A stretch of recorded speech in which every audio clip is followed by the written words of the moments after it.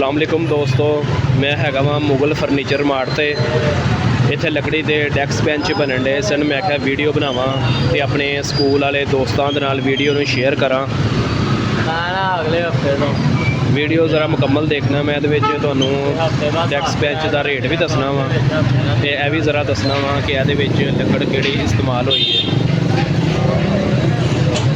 यह डैक्स जिहड़ा हैगा जी, डैक्स की लेंथ हैगी है 3 फुट। 3 फुट का डैक्स है लेंथ दे विच ते इहदे च डैक्स की जिहड़ी हाइट है वो 2 फुट है। जिहड़ा बेंच है, बेंच की हाइट तकरीबन 15 इंच हैगी है। खाना भी बनया बच्चों के किताबां रखने लई। जिहड़ी इहदे उत्ते शीट लगी है, लैमीनेशन शीट लगी है।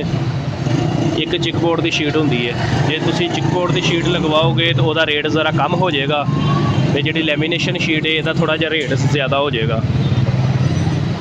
तो दाता दरबार की बैक साइड ते मुगल फर्नीचर मार्ट है जी। अखां वाले हस्पताल के बिल्कुल सामने मुगल फर्नीचर मार्ट आएगा। नज़द हाफज चाय वाला।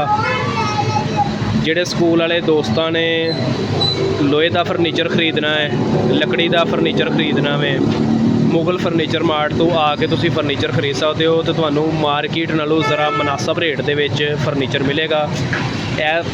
डैक्स दे विच जिहड़ी लकड़ इस्तेमाल हुई है, किकर की लकड़ इस्तेमाल हुई है। यह लकड़ ज़्यादा देर कढ़दी है, इहनूं कीड़ा घुन नहीं जल्दी किते पैंदा, ना लकड़ खराब होंदी वल खांदी है। तो इस सैट की 3 फुट के सैट की कीमत हैगी जी 2500 रुपया। लैमीनेशन शीट के 2500 रुपया वे।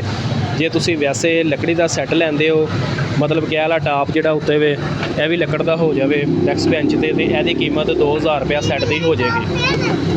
मुगल फर्नीचर मार्ट तो जी हर किस्म का तुहानूं लकड़ी का, लोहे का, स्कूल फर्नीचर मिल सकता है, ऑफिस फर्नीचर मिल सकता है।